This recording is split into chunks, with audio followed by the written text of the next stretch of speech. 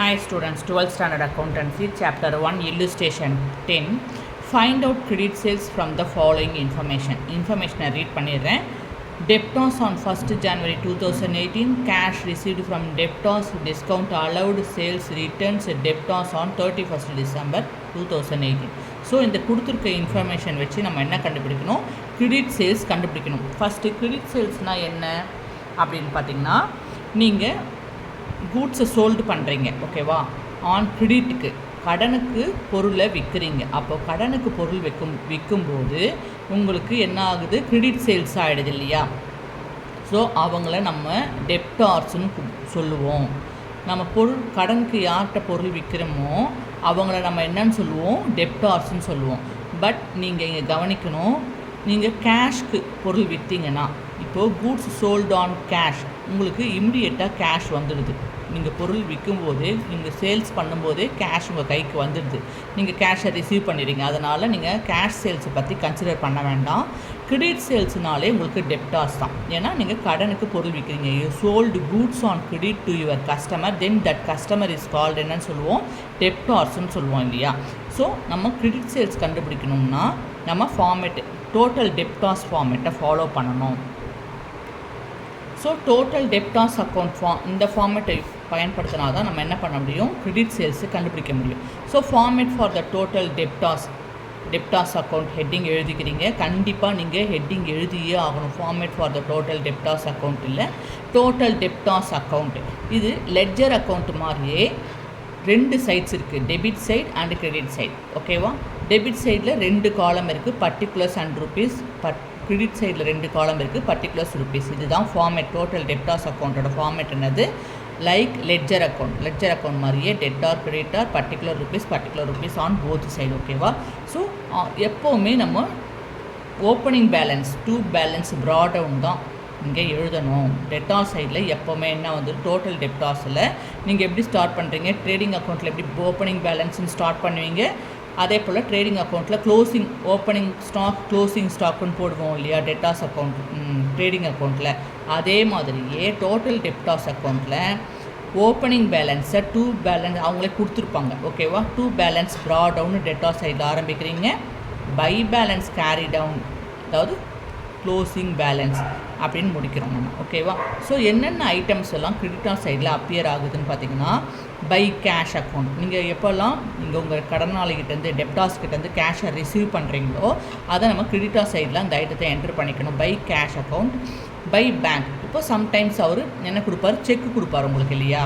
Sometimes கேஷாக கொடுப்பாங்க, sometimes செக்காக நீங்கள் ரிசீவ் பண்ணுவீங்க உங்கள் டெப்டார்ஸ்கிட்டேருந்து. அப்போது நம்ம பை பேங்க் அக்கௌண்ட் எழுதிக்கிறோம் கிரெடிட்டார் சைடில். நீங்கள் சேல்ஸ் பண்ணும்போது என்ன செய்வீங்க, உங்களோட சேல்ஸை இன்க்ரீஸ் பண்ணுறதுக்காக, உங்கள் ரெவன்யூவை இன்கம் இன்க்ரீஸ் பண்ணுறதுக்காக நீங்கள் டிஸ்கவுண்ட் அலோவ் பண்ணுவீங்க உங்கள் கஸ்டமருக்கு, ஓகேவா. ஸோ டிஸ்கவுண்ட் அலௌடு எங்கே வரும், கிரெடிட் சைடில் வருது. சேல்ஸ் ரிட்டர்ன், நீங்கள் இப்போ 50,000 ருபீஸ்க்கு சேல்ஸ் பண்ணுறீங்க, அதில் என்ன ஆகிடுது, டிரான்ஸ்போர்ட்னாலேயோ இல்லை சம் அதர் ரீசன்னாலேயோ என்ன ஆகிடுது, ஒரு சில குட்ஸ் எல்லாம் டேமேஜ் ஆகிடுது. அப்போ என்ன பண்ணுவாங்க, அவங்க ரிட்டர்ன் பண்ணிடுவாங்க. ஸோ அதுதான் சேல்ஸ் ரிட்டர்ன், ஓகேவா. அது கிரெடிட்டார் சைடில் உங்களுக்கு என்ட்ரு ஆகும். பேட் டெட்ஸ், இப்போ 50,000 ரூபாய்க்கு நீங்கள் சேல்ஸ் பண்ணிருக்கீங்க, கிரெடிட் சேல்ஸ் பண்ணியிருக்கீங்க, ஒரு 3 மந்த்ஸ் அவர் டைம் கேட்குறாரு. நீங்கள் சேல் பண்ணும்போது அவர் என்ன பண்ணலை, பணம் எதுவுமே கொடுக்கல, கேஷ் கொடுத்துட்டா அது கேஷ் சேல்ஸ் ஆகிடும். ஸோ நீங்கள் கடனுக்கு அவருக்கு விற்கிறீங்க, அப்போ அவர் ஒரு பணமும் கொடுக்கல. ஆனால் அவர் என்ன சொல்கிறாரு, ப்ராமிஸ் பண்ணுறாரு, 3 மாதத்தில் உங்களுக்கு நான் பணம் கொடுத்துட்றேன், 90 டேஸில் உங்களுக்கு நான் பணம் கொடுத்துட்றேன், இல்லை 60 டேஸில் உங்களுக்கு பணம் கொடுத்துட்றேன்னு அவர் ப்ராமிஸ் பண்ணுறாரு. பட் என்ன பண்ணல, அவர் அந்த ப்ராமிஸ் 90 டேஸில் அந்த பணம் திரும்பி வரலை, வாரா கடனாக ஆகிடுது. ஸோ அது பேட் டெட்ஸ். உங்கள் டெப்டார்ஸ்கிட்டேருந்து உங்களுக்கு பணம் திரும்பி வரலைன்னா பேட் டெட்ஸ், ஓகேவா. வாரா கடன்னு சொல்லுவோம் தமிழில். இந்த பேட் டெட்ஸை நம்ம கிரெடிட் சைடில் என்ட்ரு பண்ணணும்.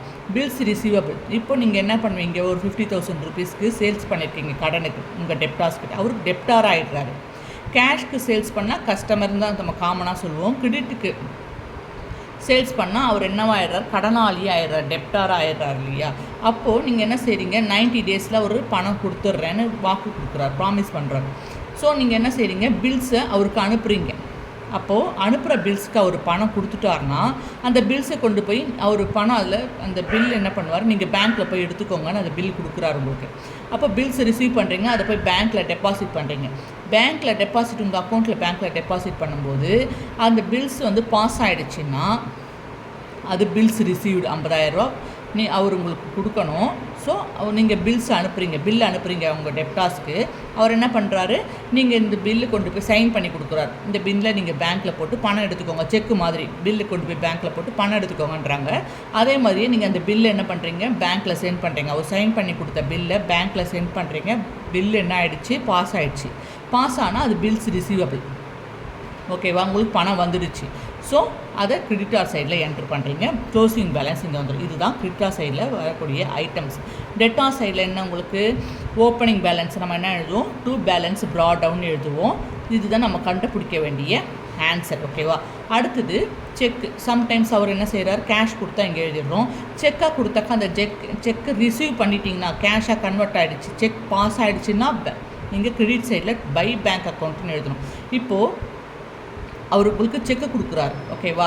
ஸோ செக்கை கொடுக்கும்போது அந்த செக்கை நீங்கள் என்ன செய்கிறீங்க, பேங்க்கில் கொண்டு போய் டெபாசிட் பண்ணுறீங்க. டெபாசிட் பண்ணும்போது அந்த செக் என்ன ஆகுது, பவுன்ஸ் ஆகிடுது.